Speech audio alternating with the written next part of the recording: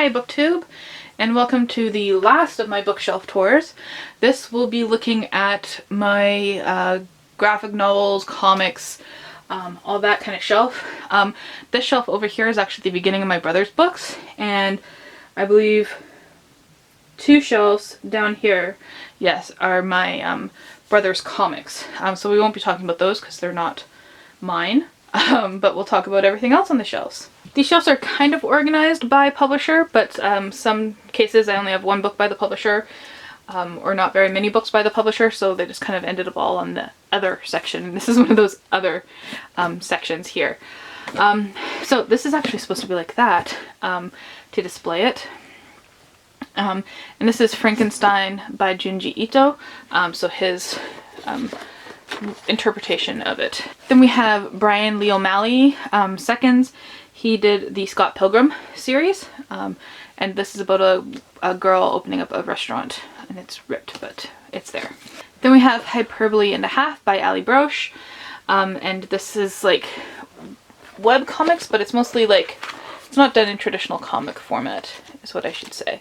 Yeah, and it's autobiographical comics about her life. And then I'll just grab this book here, and this is in the comic sections because it is a visual book. This book my brother actually gave me. I Can Have Cheeseburger, and it's all just the early cat memes that went around on the internet. Like, oh, here's your problem, this car is a table. Yeah, it's cute. And we'll just start with these books here. These are the Moomin comics. I don't know which number they are. They aren't clearly labeled. So I got the yellow one and the purple one and the green one, and they're all just little comic strips about the Moomin family, which are these weird creatures and their friends. And then we have the Calvin and Hobbes collections, It's a Magical World, the Homicidal Psycho Jungle Cat, and lastly the 10th anniversary book. Then we have Nimona by Noelle Stevenson. This was actually a webcomic that got turned into a book. And then I have the Oatmeal collections. So 5 Very Good Reasons to Punch a Dolphin in the Mouth and Other Useful Guides. And he was again another webcomic artist that published some books. How to Tell If Your Cat is Plotting to Kill You. Hint, they always are. And Why Grizzly Bears Should Wear Underpants. Just kind of really fun, humorous stuff. And I have this Aeon Flux, which was a really cool movie. And this is like the files on her Herodotus files. So there's some comic stuff, some just illustrations, some words. It's just really cool, expands the world a little more. Then I have The Simpsons Treehouse of Horror, Fun-Filled Fright Fest collection of comics. We're getting into some more serious stuff here. The Outside Circle by Patty LaBoucane Benson. This is about rehabilitation in indigenous populations. Really quite interesting. Then we have Louis Riel by Chester Brown, and this is actually nonfiction, but it's the story of Louis Riel and the Red River Rebellion, told in comic form. And you've got The League of Extraordinary Gentlemen, The Black Dossier, by Alan Moore and Kevin O'Neill. Really kind of, oh, there's the 3D glasses fell out. Yeah, it's kind of cool. And then this is one of my favorite graphic novels, My Favorite Thing is Monsters by Emile Ferris. It's all done in like notebook, and the story is so engaging and so cool. And the sequel is supposed to come out so many times, but there's no more news about the sequel. I can't find it anywhere, but I really want the sequel to this. And one of my favorite comic artists is Ray Fox. So here we have One Soul and the People Inside, and he is such a good artist, so he's telling stories with those black squares. It's really cool, and there's like multiple stories at a time going on here. And here we have this little elephant thing that I just really liked. And here, I just read this one last month, This Place by 150 Years Retold, which is about from the beginning of Canada, 1867 I believe, to 2017, which would be 150 years. And this is the story of that part of Canada's history told through indigenous stories. And then we have the Bone series, and I recently found this one. I haven't read it yet, but this is Rose, which is a prequel to the Bone comics. But the Bone comics, I suggest for everyone. If you're looking to get into comics, these are amazing. It's a fantasy series about these little bone creatures going to find cows. Or not cows, I just saw the cow. I'm going to find dragons, actually. Yeah, and there's 9 books in that series. Really good. And then we have Amulet, which I've read the first 3 books of, and I have books 4, 6, and 7, so I have to get book number 5. But I picked these all up at a thrift store and didn't realize the 5th book was missing. But, oh well. This is another middle grade fantasy story about this girl and her family whose father dies, and then they find out that they inherited this house that allows them to go into this other world that's having some political turmoil and troubles and stuff. And back here, these are kind of like non-traditional graphic novels, but I still consider them graphic novels. And this is the Griffin and Sabine story saga by Nick Bantock. So we have The Morning Star, Sabine's Notebook, The Golden Mean, and Griffin and Sabine, which is the first one. And that's one I'll show you in. So there are a whole bunch of letters, actually. And you actually get to open up the envelope, if I can do that, and pull out the letters and read them. And there's different illustrations and stuff as well, with the postcards and the envelopes and the stamps. It's a really good story. Really, really good story. And then we have, this seems to be classic literature and graphic novel format. So we have Beowulf there. Then we have Romeo and Juliet and the No Fear Shakespeare, but it's the graphic novel version. We also have Macbeth as well. It's really kind of creepy. The Count of Monte Cristo, which is very slim for what it is. But yeah, classics illustrated. The Merchants of Venice as well, graphic novel. And some of these graphic novels I haven't read yet, but I haven't wrapped them. I don't know why. But that's Blankets by Craig Thompson. I haven't read this one, but I guess I mean to read it. Maybe if I keep it out, I will get around to reading it. It's just, well, it's just a graphic novel, as he says. It's like over 500 pages long. But yeah. And then we have a bunch of single issue comics here. Captain Canuck, who is the Canadian version, I guess, of Captain America. Captain Canuck here. We have Archie's pal Kevin Keller, who is the first out person in the, get that focused, in the Archie universe, so he's gay. What else do we have here? Bongo, Free for All, 2013 Free Comic Book Day. Shows you how long I've had some of these. What's this one? Another Captain Canuck, Captain Canuck Reborn. Zombie Tales. Zombie Tales. More Zombie Tales. Night of the Living Dead. New York. Now let's just pull them all out. Buck Rogers in the 25th Century. More Buck Rogers. Old Guy Superhero. This one's really funny. Alan Hurley, I want to say. Your comics. Seth the Elf. It's kind of a vulgar comic. Buck Rogers more. Nice Girls Don't Massacre Ants. I don't think I've actually read that one. It just kind of was like, sounded really weird. Technophage by Neil Gaiman. Night of the Living Dead. And The Pitiful Human Lizard by Jason Liu, which is a Canadian. If you recognize Honest Ed's there if you're been to Toronto. Then we have The Cage, which is one of my favorite graphic novels. It's by the Canadian Martin Vaughan James, and it's basically images of this place that's just like physics has all gone. And sometimes there's no words on the page, and sometimes there's a little paragraph underneath it. And it's just really just all around weird. Yeah, I need to reread this too. Then we have Aphrodisiac by Jim Rugg and Brian Maruca, and this is oh, I forget what they're called. It was kind of blaxploitation, I believe they were called, movies, and it's in that in comic form.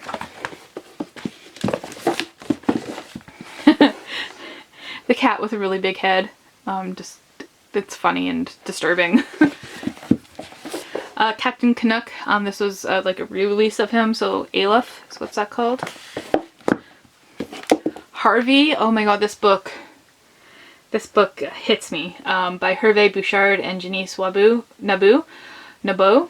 sure. And this is about a boy whose dad dies, and a young boy, and dealing with the grief, and it's a beautiful story. And then we have here Super Graphic, which is about comics and putting them into like various graph forms, which is pretty cool. Okay, so we're continuing on with comics, and this is my Marvel collection, but there's some Stargate Atlantis stuff here. So we have Dr. Weir, who runs the Atlantis community, and a Wraith, and part of Stargate, and the Wraith weapon there. So this is a giant Stan Lee's Marvel universe, and it talks about all the different heroes and everything. But what's really cool is that you can also get them to talk, I think, if the battery's working. And the battery's dead. And then we got some pop-up books over here. Marvel Universe. So we have the X-Men pop-up book. There we go. We have Storm there. And Nightcrawler. And then we have the Spider-Man pop-up book. There's the Green Goblin. Dr. Ock. And Vulture. Pretty cool. Okay, and I don't think I've read some of these, but not all of them. I haven't read this one. Marvel Extinction Avengers. I think I got that at the dollar store, to be honest. Yep. $4 at the dollar store for a nice hardcover comic. And then I got Civil War, but this is Frontline. I just realized we have a duck there. And this is Civil War, the Marvel Civil War, but seen from journalists' perspectives, I believe. And we have Ultimate X Origins. I haven't read this one yet. Again, it's from the dollar store. Thor, The Trials of Loki. I really should get around to reading these. You Are Deadpool, which I ordered specially and never got around to reading because it asked you to like tear up pages of the book and like make dice and stuff like that. And then Marvel 1602, which has Marvel taking place in the 17th century, written by Neil Gaiman. I have read this one, actually. And then we get into the individual comics here. I'm just going to grab a handful and show you. Adventures of Spider-Man, 39. Marvel Knights, The Punisher, #1. Some of them have some comics in the back. Punisher War Journal. There's a few Punisher comics in here. Punisher Acts of Vengeance. Then we got Iron Man, November 96. And this is The Invincible Iron Man. This is the same one, Volume 2, Volume 3, Volume 4, and then we have Captain America, Cap's Other Life, and this is a really old copy. Back when they used to be 35 cents, so 1978 version of Captain America, and I got it for a discount because someone had drew a grid on the front cover. Another Captain America, I don't know. I'm not like that much into single issues and following stories, so yeah. Theater of War, Avengers Initiative. I read that one actually. Then we have Secret Invasion. Looks like zombies or vampires or something like that. Alternate Visions. I thought this cover was really cool. I picked these up used, so that's why they're all over the place. The Avengers in Final Battle. Dazzler. I just thought that one looked really cool. Howard the Duck. That's the guy's name. I was like, it's not Donald the Duck. It's Howard the Duck. The Marvels Project. I have a few of those ones. So, there we go. Oop. Let's pull out these ones, see what they are. What If? I like these ones. X-Men, The Juggernaut.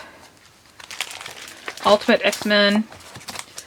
All New Wolverine. Oh, yeah, this is Deadpool with the new Wolverine. Wolverine Origins. The Mighty Thor, back when they were 25 cents. So an old comic. More Thor. Thor Annual. Mighty Thor. I really like Thor. Infinity Free Comic Book Day. Ender's Game. Oh, these are pit out by Marvel, so that's why they're there. Ender's Game. We got The Hedge Knight from George R. R. Martin. Got a few issues of that. More Invincible Iron Man. Iron Man Noir. This really shiny Iron Man. This is a reissue, 48-page anniversary special. More Iron Man. Captain America. This is the first one, but it's definitely a reissue, not an original. Captain America and the Falcon. What if Captain America had been elected president? Maybe I should read that, and we can hope for a better future there. Captain America 350th issue. The Captain versus Captain America. Iron Man's Rapture. A few copies of that. Iron Man used to be one of my favorite comics. And another old Iron Man. Okay, and this is the DC shelf, except there's this book in front of here. This is Wonderstruck by Selznick. And I guess it's not technically a graphic novel or comic, but it's mostly told through pictures. And then there's like pages of text, so that's why that's on here. I prefer DC, so you'll see a lot more collected editions here, and I'll have read more of them. So this is the Batman Vault, and this is really cool. I love Batman, and basically what it is a collection of old pictures, and then there's like these little plastic pages where you can take these things out and look at them. And then there's like Batman mask, and you can take it out and look at that if you wish. See right here, you can use it if you want. Bat plane, you can make that. I just thought this was really cool to have. Okay, so here we have Watchmen Noir, which is basically just Watchmen in black and white. And then we have Batman Hush, the coloring book. So you can color in the comic yourself. I guess DC had to hop on the coloring book craze. Superman Savage Dawn. I don't think I've read that one. Then we have, oh, this one I read, Batman Murder at Wayne Manor. But it's actually a book. It's not a comic. And then you get little clues. Like this, there's a picture there. And you have to try and solve the murder at the Wayne Mansion. It's actually pretty cool. DC Universe Rebirth, the deluxe edition. Aquaman, Serve and Protect. I have read that one. Justice League of America Volume 1 by Grant Morrison. I think I have read this one, but I can't remember. Grant Morrison's one of my favorite comic book writers. Batman Hush, of course. This one you don't color in, it's already pre-colored. The Dark Knight Returns, I've read that, and I've actually tabbed that. I don't usually tab comics, but apparently I did that one. And then I have Injustice, but in weird orders. This is Year 3, Volume 2, and it's a nice hardcover. And then we have the complete collection for Year 1. I really want to reread that. And then this is Volume 2. It's one of my favorite comics, so I have it in weird forms. And then we have The Death of Superman. That's a really good one. Of course, we have Watchmen, and this is not the noir edition, this is the colored version. And then we have some DC comics. So, single issues. The Adventures of Superman, Funeral for a Friend. Action Comics Annual. Supergirl. Detective Comics. Batman Gotham Knights. War Games. Got a few copies of that. There's another one. That's a really creepy cover. More Gotham Knights. Oh, look at that. I think it's all Gotham Knights. What's this one? Batman Gotham... Oh, Knights, but not with a K. With an N. DC The New Frontier, and that's never even been opened. And then Infinite Crisis, or Countdown to Infinite Crisis. And then these are, there's more graphic novels back here, but in front we have some manga. Let's pull out this book and see what this one is. Oh, Encyclopedia of Early Earth by Isabel Greenberg. So we have Death Note Volume 1. I used to collect manga. I haven't really in the past little while. Let's start over here. Dawn of the Arcana. And then we have Cowboy Bebop manga here. And this one, I bought this and I didn't realize it was volume 3, but I've been holding on to it hoping that I'll find volume 1 and 2 of the Kurosagi Corpse Delivery Service. And yeah, it sounds really cool and looks really cool. However, I don't want to drop in on volume 3. I want to get the other volumes. Then we have these fun books. Andy Riley, Loads More Lies to Tell Small Kids, and they're adult things. If you write all the numbers up to infinity, it will give you infinity pounds, as in money. The moon is closer than you think. And then we have the Book of Bunny Suicides by him as well, which is just various ways in which bunnies kill themselves. And these are all old comics here. We got some Charlie Brown comics, some Mad Spy vs. Spy. I love these ones. In Mad We Trust by Sergio Aragones. This is a really early edition of an Archie comic from the 1976. So I thought that was really cool to have. Have all the Charlie Brown comics here. You can't win them all, Charlie Brown. Stay with it, Snoopy. Have it your way, Charlie Brown. And You're So Smart, Snoopy. And I believe these are all mostly Vertigo, but there's some Dark Horse and Image in there too. So we'll begin with my absolute favorite comic of all time. This is The Complete Moonshadow by John Mark DeMatteis and John J. Muth. And it is the first comic done in watercolor. I can get that.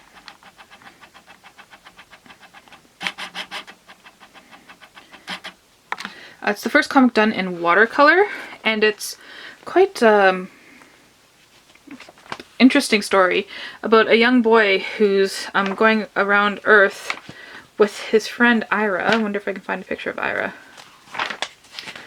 Oh, this is Ira here. He's just like a Cousin It type figure. He's just a big ball of fur with a top hat. And he's very vulgar. And he's the complete opposite of this kid, Moonshadow, as they just fly across space and go on adventures. Weird, crazy things happen. One of my favorite graphic novels, Why the Last Man, by Brian K. Vaughan, Pia Guerra, and Jose Marzan. Then, of course, I have V for Vendetta by Alan Moore and David Lloyd. Classic there. We have, Unfollow, which is really good, about one of the biggest influencers in the world goes crazy. Preludes and Nocturnes for the Sandman by Neil Gaiman. Actually, my brother has the complete works, and I think I might reread that this year. And then I have the Fables. I'm just going to pull out the first one. There we go. By Bill Willingham, Lan Medina, Steve Lee Aloha, and Craig Hamilton. And this is one of my favorite series of all time. I'm actually going to finish it this year. I have, I believe, 7 volumes left. And I own up to volume 11. Attached to Fables is Jack stories. And so this is one of the spin-offs of the Fable series. My brother also gave me this book, and this is really good. This is one of my favorite comics, Seven to Eternity, The God of Whispers. I have Ghosted, Haunted Heist. I vaguely remember this one. Oh god, okay. That was really gross. Which is about a guy investigating, a haunted mansion. Then of course we have Descender. This is volume 1, The Stars by Jeff Lemire and Dustin. I know there's a way to pronounce that, but I'm not going to pronounce it right. Then, yes, we have Umbrella Academy by Gerard Way and Gabriel Ba. And this is the first volume of Apocalypse Suite. Then we have The Tale of One Bad Rat by Brian Talbot, forward by Neil Gaiman, and this is about a young girl who becomes homeless. Then we have The Last Dragon by Jane Yolen and Rebecca Gray. Again, with an introduction by Neil Gaiman, but Jane Yolen wrote one of my favorite children's books. I got Dream Gang by Brendan McCarthy, and this is just a really trippy book about dreams and lots of funky colors. Oh, and this is a really cool series. This is the Macro series of the Teenage Mutant Ninja Turtles. So this is Michelangelo edition. My brother got me that for my birthday. Really good. And I've read the rest of them on e-comic format. Michelangelo is my favorite. Then we got Grimm, American McGee. He did a really cool version of Alice in Wonderland. And so I got this version of his comics. Then we have Infidel. I haven't read that one yet. Free Comic Book Day, The Walking Dead. Indiana Jones and the Kingdom of the Crystal Skull. We have issue 1, 2, Indiana Jones, Tomb of the Gods, 1 and 2 and 3. Do we have number 4 and number 4? So some Indiana Jones comics there. So finally, we've come to the end of the bookshelf tour. I know these are going to be a pain to edit, but alas, I have committed myself to them. Yeah, that's it. I don't have anything else to say except for thank you for watching.